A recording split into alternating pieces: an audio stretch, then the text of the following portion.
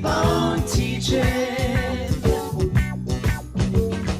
Preachers, keep on preaching. Word, keep on turning, 'cause it won't be too long.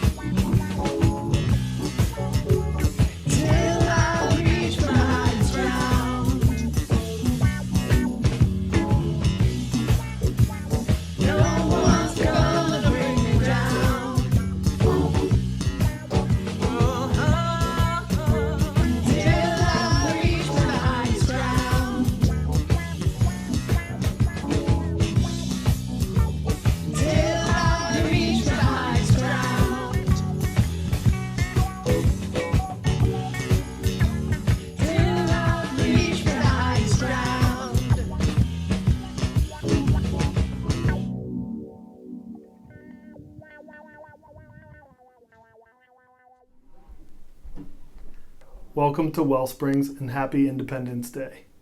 I'm Adam. My pronouns are he and him, and I am exploding at the opportunity to serve as your worship leader this morning. If you are new to WellSprings or this is your first time joining us, a special welcome to you. We are honored that you have taken time today to join us as we gather together. I encourage you to go to wellspringsuu.org and click on New Here at the top of the page. Information about us, what to expect, and what we believe can be found here. And when we worship together in person again, I look forward to meeting you. Again, we are glad you chose us. Now, each week when we gather, even when we must gather at a distance, we light a chalice, not only as a symbol of our spiritual heritage as Unitarian Universalists, but also to call upon that divine spark within each of us, both emerging and eternal, and invite it consciously to be present with us here and now. After the chalice has been lit, we'll say the words up on the screen. And together we say, we light our chalice to celebrate the path lit before us, the warmth of kindness that shines from within us, and the radiance of wisdom that is shared between us and never goes out. Good morning, and welcome to this week's online service. Our mission here at WellSprings is to be a community charged full with the charge of the soul. What has charged my soul this week? Well, just this past Sunday, right on the Montgomery School lawn, our WellSprings band held a concert. It has charged me through, all the way through to today. They've been recording, mostly apart, for the last 15 months, but finally, they were together in front of many WellSpringers, including Michael, who found us online and biked 41 miles each way on an 86-degree day to see the band in person and meet some of the people who consider WellSprings home. Absolutely incredible. Our band plays the likes of rock, soul, ballads, country. They played so many of the fan favorites that day, including Gone at Last by Paul Simon and My Church by Maren Morris. My Church is a recent addition to their songbook, but it is one that gets folks up on their feet. It has lyrics like, "Can I get a hallelujah? Can I get an amen? I find my soul revival singing every single verse." And some in the audience sang every single verse of every song the band played that day. We missed this. belting out the tunes we love from a band we cherish, surrounded by those we missed. See, it wasn't just what was happening on stage. I took many opportunities to look around, watch these old friends of mine interacting with each other, singing together, sharing hugs with each other, laughing boisterously. There were even tears. And why shouldn't there be? We haven't been together with those deeply missed for many, many months. Tears of joy, excited, quivering lips. A Wellspringer there said to me, "Oh, Adam, let me just look into your eyes." It was quite a fantastic scene of love and relief. And many of our youth were able to get back together with some fun activities provided by our Youth Spirit coordinators. And Youth Spirit member Justin, a Rubik's Cube whiz, was on hand to share his talents and sent our smallest friends home with a mini cube of their own. On our way out, my daughter asked my wife to mess up the cube, and she was confident she would solve it. My wife took it, gave it a handful of spins, and my daughter had actually solved it before we got back to the car. What? The jaws on our crew that day dropped. What a fun experience for her. It's now clear that we are excited to get the band back together on a regular basis. Thinking about Andy, Harry, Rodney, the rest of the band, and the singers back in Bell Hall someday gets me almost giddy. I'm doing my part to help that happen because this is my church. Can I get a hallelujah? Even though our community is gathering virtually right now, there are lots of ways to get connected and stay in touch with us throughout the week. Right now, you can see on your screen next to me all the different ways to connect with us online. And if you are new, please fill out our online connection card to learn more. The link is in the video description below. Now, over to Jessica for some things we'd like to highlight this week. Hi WellSprings, my name is Jessica Heichel, and I have 3 quick announcements for you this week.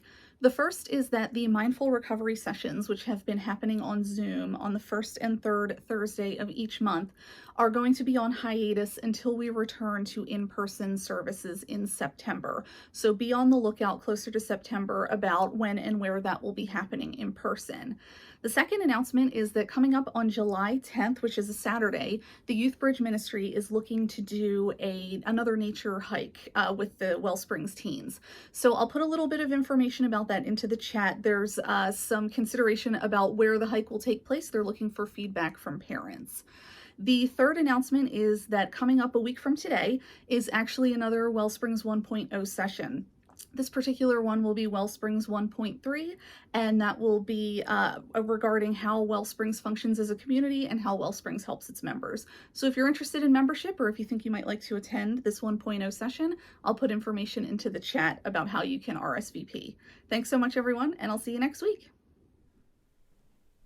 At WellSprings, the foundation of everything we do is found in the power of connection, making space in our hearts and our lives for each other.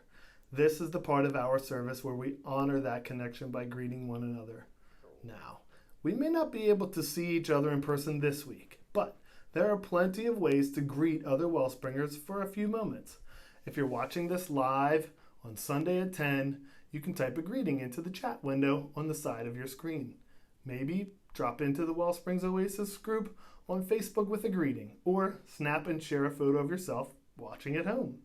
Text a friend from church, or make a plan to call them when the service is over. You can also plan to join us for our online coffee hour at 11 a.m. on Zoom. The link for that is also in the video description below. Take a few moments now to say hello to someone. I'm going to reach out to a member of the band and thank them for rocking.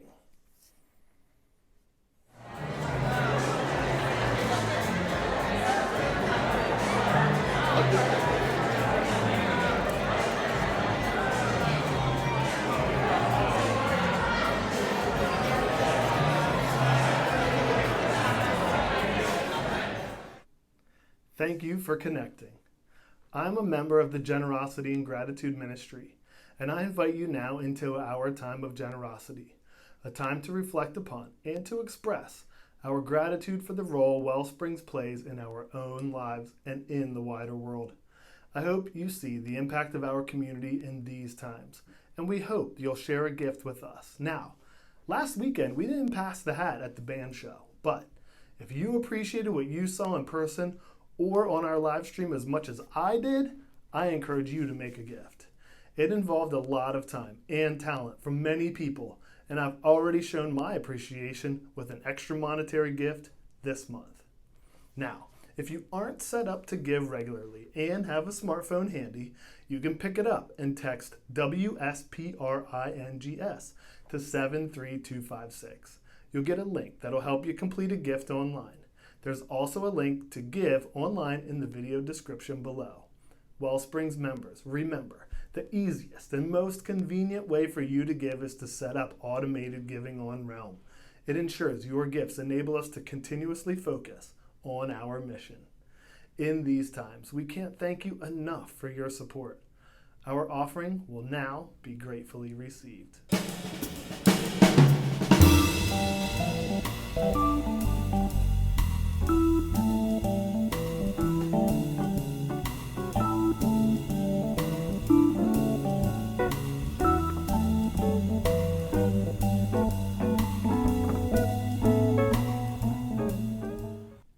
Just as we've taken the time to share the energy of connection among us and generosity beyond us, let's now devote some time to reground in the deep and soulful energy that's within ourselves.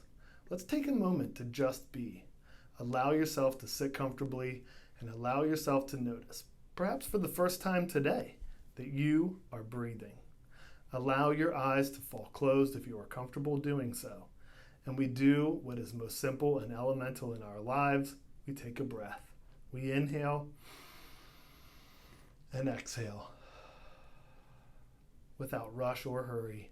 We breathe in and then we breathe out. There's nowhere else to go, nowhere else to be, and nothing else to do than to be here together now. We follow these words from Thich Nhat Hanh into our time of mindful silence. If we want to enter heaven on earth, we need only one conscious step and one conscious breath. Let us cultivate peace and experience presence in this quiet time together.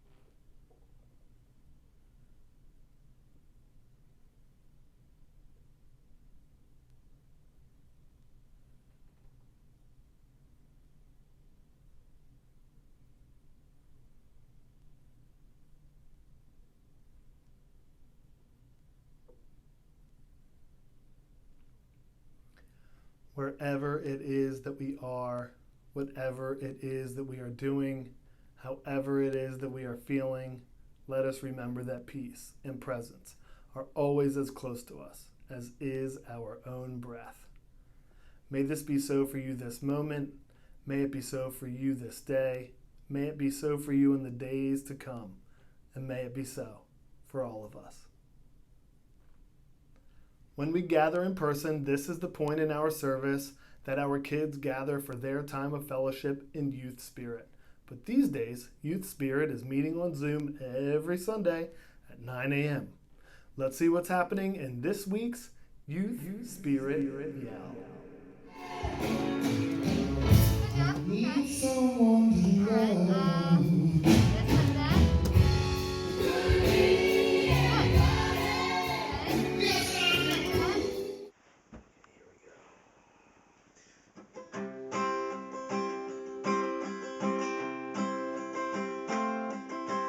Winter is the oldest season, but quietly beneath the snow,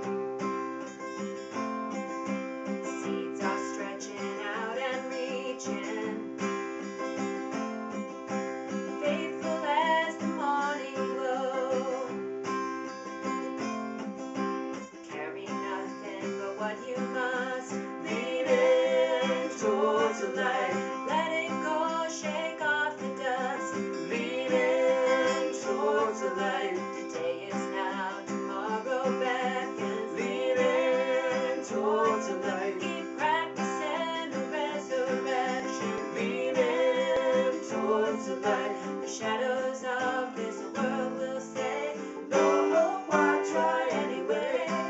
Every kindness, large or slight, shifts the balance towards a light.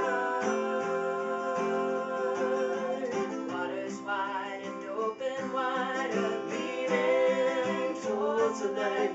Don't just walk when you can fly, leading towards the light. When justice seems in short supply, leading towards the light. Let beauty be your truest guide, leading towards the light. The shadows of this world will say, no hope, why try anyway?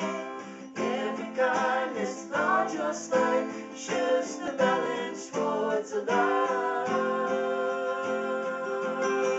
Prayer I pray at eventide, leaning towards the light. All left undone be put aside, leaning towards the light. And forgiveness is hard to find, leaning towards the light. Let me at least to be kind, leaning towards the light. Leaning towards the light. Leaning towards the light. Leaning towards the light. Leaning towards the light. So way back in the 1980s, when I did my student teaching, I was asked to coach the 7th grade soccer team at the school I was placed in. And I had never coached soccer before. I had never played soccer before. And I'm pretty certain that I actually had never even seen a soccer game. But none of that mattered. The athletic director told me, just do what the 8th grade coach does. Almost all the kids have been playing since they were like 3 here. You're all good. It'll be a good experience for you. It's not a barrier. And he was right. And I did what the 8th grade coach did, and it was overall a pretty good experience. So I had not thought too much about that experience until this past spring when we watched the Ted Lasso series on Apple TV after hearing a lot about it. And so I finally sat down and watched it, and it was really good. So in case you're not familiar with it, this is a series in which an American football coach, American football where you tackle and you have pads and all this other stuff, that I learned how to play in my small hometown in Western PA growing up. So this guy, he's hired to manage an English Premier League soccer team. And he doesn't know anything about soccer. And there's a lot of sight gags about this throughout the series, and a lot of fish out of water type things. It's very funny and very amusing, and it's a good time. And what he does not know is that he's being hired as the fall guy for the team's new owner. And she is seeking revenge on her ex-husband, who owned the team previously but lost it to her in the divorce. So there's a lot of really good pieces to it, but that's not why it's a good spirit flicks for us WellSpringers, because this is a hopeful and earnest show at its core. And when I was thinking about what I wanted to say about this show, I had to kind of work through about why it felt so hopeful and why it was so earnest. And 2 things kind of came up for me as to why that was the case. But first, so this past week I didn't get my act together in time to get information and an update for a prop that you'll need for this. So what I want you to do right now is pause for a moment and go to the kitchen and get a little snack item, cookie, piece of fruit, bagel, whatever, kind of maybe something healthy, it's summer, I don't know. Get that, don't eat it yet, bring it back, and then resume with us. I'll give you a minute. Go. All right, so welcome back. So as I was saying, 2 things come up for me with this series. And the first is really that Ted demonstrates how to live the Buddhist concept of beginner's mind. And second, he also really lives out the principle, our first principle as Unitarian Universalists, that of recognizing the inherent worth and dignity of every person. And I want to talk about that first. You see this almost right away when he interacts with the equipment manager, and it's reinforced throughout the whole series. So Coach Lasso and his assistant, the wonderfully named Coach Beard, they arrive for practice, and the team's already out on the field, on the pitch, doing whatever they need to do. And the kit manager is on the sideline watching. And Ted asks the guy his name, and the guy's name is Nate. And Nate is surprised that they're asking for his name because nobody's really ever done that before, apparently. And it turns out that, he's not been treated too well by some of the players and probably the previous coaches and stuff like that. But his interactions with Nate really set the tone for how the rest of the show goes, in particular as it relates to our first principle. So when we think about the first principle, it can actually be pretty hard to live by if you think about it. And I imagine that all but the most saintly among us have walked away from some negative interaction they've had with somebody, feeling pretty dim about the nature of humanity. And I know I have. So that could be something that's hard to do. In our congregation, we talk a lot about original blessing, not original sin. So like each time, for example, when Reverend Lee welcomes a new baby to our congregation, I almost invariably cry because it's so beautiful and it really encapsulates all that idea of original blessing means. It's such a beautiful expression of our principle and really kind of an aspirational aim for us as humans. But if you live long enough and you pay attention enough, you sometimes have to wonder about the limits of this principle. And you start to wonder, does evil exist? And what that means, and what that means as a what that means as a person, and how do you live out your values in the face of such things? So, for example, in 2017, after the march of literal Nazis in the streets of an American city in Charlottesville, there was an essay in World magazine which asked this question. And the writer said, if I had been there, would I have seen worth and dignity in the white supremacist who was swinging a torch at my head? And then he also goes on to recognize the impact this has on us, the individual trying to live that principle. Said, as events chip away at my first principle practices, I have to wonder, is my faith just losing the fat built up by decades of comfortable living? Or is this a steady erosion that will ultimately leave me with no real principle at all? And those are hard questions. And it's hard. That's what I mean when I say I think it's sometimes hard to live by the first principle all the time. And in our DNA, we have this idea of original blessing and that we are born whole. And while, as beautifully put, while our life experiences and choices may fragment us, there's always potential for integration within each of us. So if you parse through that, or at least if I parse through it, what I come to is the idea of redemption for ourselves, but also a path to lead others to a space for redemption to occur in some fashion, or that reintegration, really. And so for Ted Lasso, each encounter is full of that space. So when he finds out that the team owner, for example, his boss, has transgressed against him from the start, has trespassed against him, as it were, his response comes from a place of understanding of her situation, and he simply says, okay, I forgive you. By then, he knew who she was, and he recognized that we all fall short of the mark sometimes, And what she was in need of was forgiveness. And that was a powerful moment for me, because that's where that principle comes into play. He was forgiving her, he was recognizing her common humanity. So that's the first part that came up for me. The second part is about beginner's mind.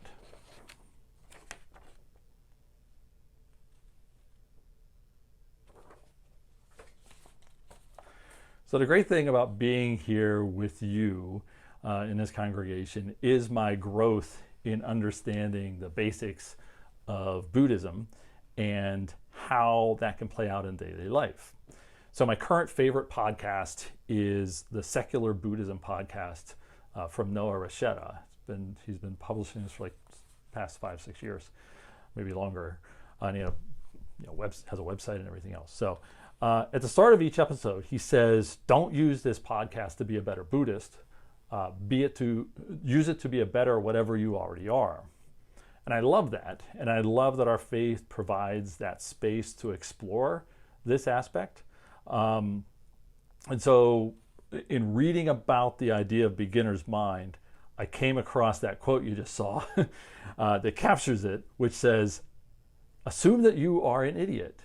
And it's kind of a glib way of, being funny and everything else. And, I have no knowledge is the idea. Like, you want to approach it with that sense of this is all brand new, even if you've seen it 100,000 times. I love this so much.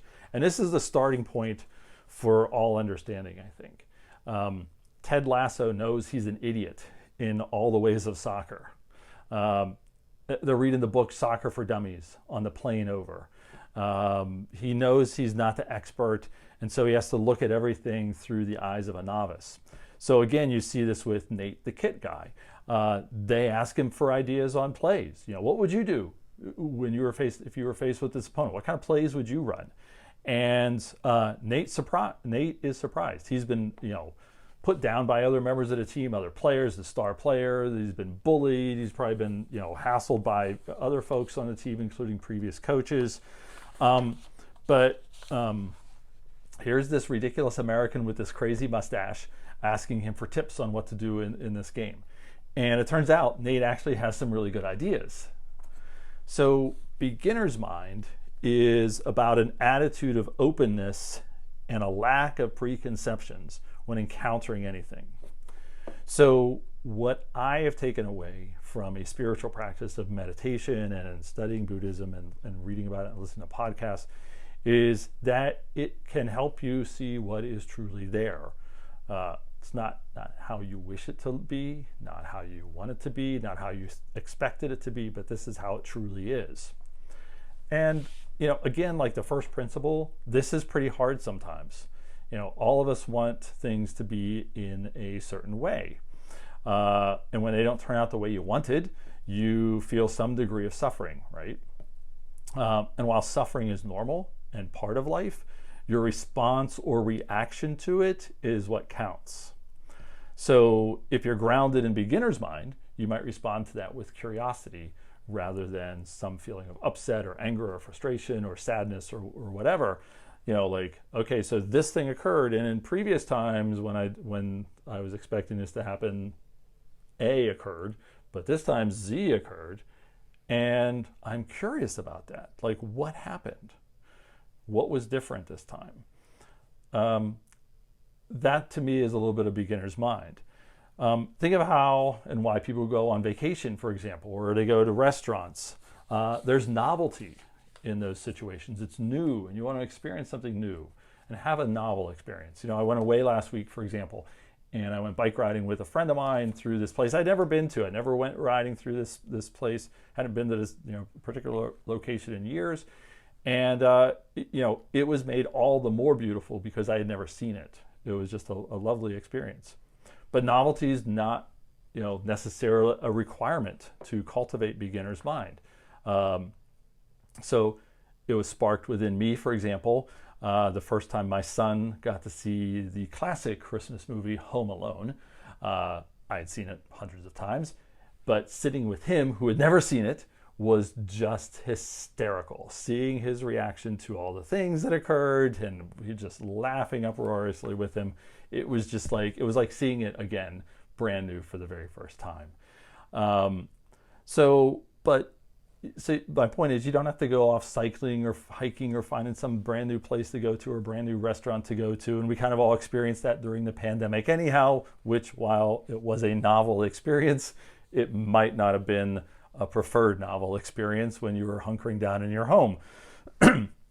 So how can you cultivate a beginner's mindset every day? Having a mindfulness practice is something that a lot of folks find helpful, including myself. So I want to try something now with you, and I want to guide you through a mindful eating exercise. Let's try something new. Let's try something now too. So I want to guide you through a mindful eating exercise, if you're comfortable with that. So remember how I said at the start, get a little snack or something like that. You're going to use that now. Don't eat it yet. So this exercise can be used for a lot of different things. But today, my intention is really for you to focus on the newness or the novelty of eating the item, even though you've likely eaten this item a lot of times beforehand. So what I want you to do, first we're going to take a moment and we're going to settle in to find our breath. You want to sit upright if you're able to as you're able to do so. Put both feet firmly on the floor as you are able to do so. And as it is comfortable for you, close your eyes. And then you want to find your breath. You want to count. I often count 1, 2, 3, 4. Breathe out. 2, 3, 4. Breathe in. 2, 3, 4. Breathe out. 2, 3, 4. After you've done that, open your eyes and take up your cookie or whatever you have. And we're going to engage all of our senses first before you eat it. Consider that you had never eaten this before. How would you examine it? And what do you see? What details do you notice? What is the color of it? What is its shape? And then, holding it in your hands, engage your sense of touch. Is it smooth? Is it bumpy? Is it soft, squishy? Is it hard or firm? What is its shape? How dense is it?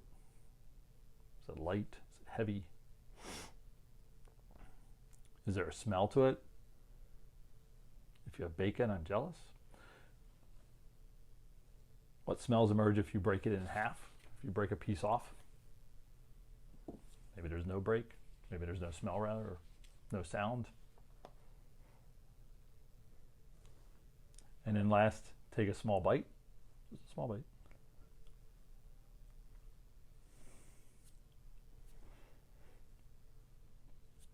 Try to eat it as slowly as you can. Taste it inside your mouth. What are the things that you taste? Is it sweet? Is it sour? Is it salty? Is it bitter? Is it crunchy? Do you hear sounds? Does it taste differently than you imagined it would taste? Do you have curiosity about the taste of it? Maybe there's something in it that you've never tasted before. Maybe it sounds different when you're focusing on it and giving it your undivided attention. So as you finish your snack, let me finish by saying that my wish for you today is that you cultivate your beginner's mind and that you continue to be curious. May you live in blessing. Amen. Will you pray with me?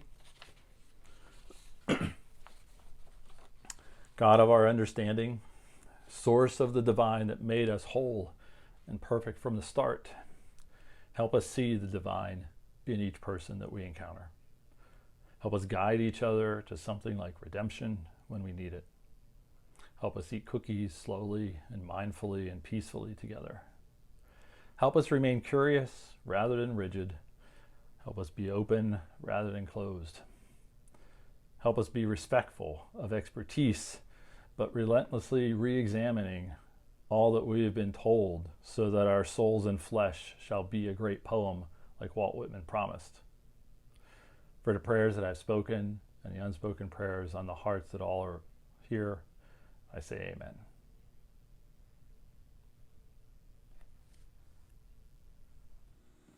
I'm gonna sing from June till May.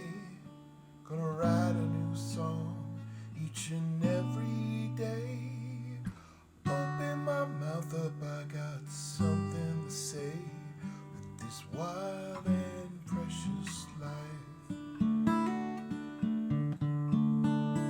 I'm gonna love unconditionally.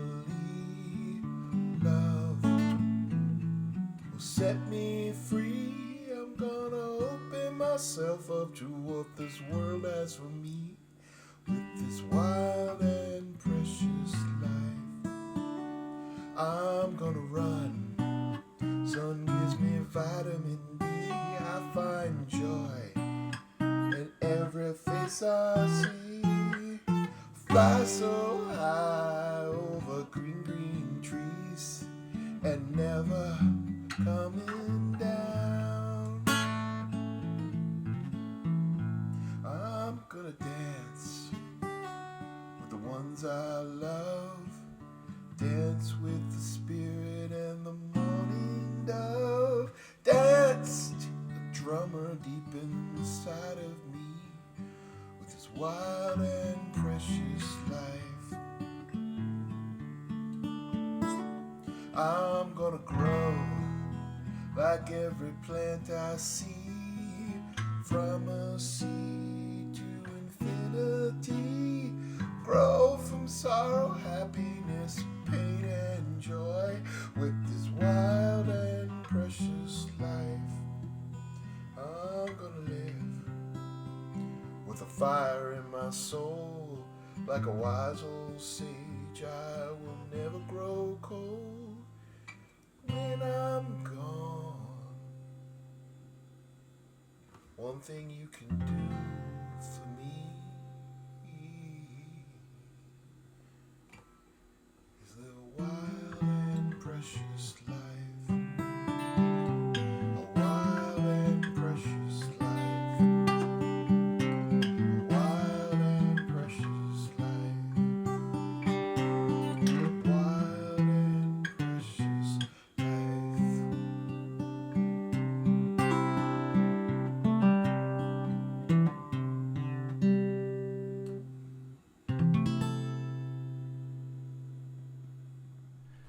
This is the time in our service when we extinguish the chalice lit earlier. And although this light goes out, the source of its spark remains.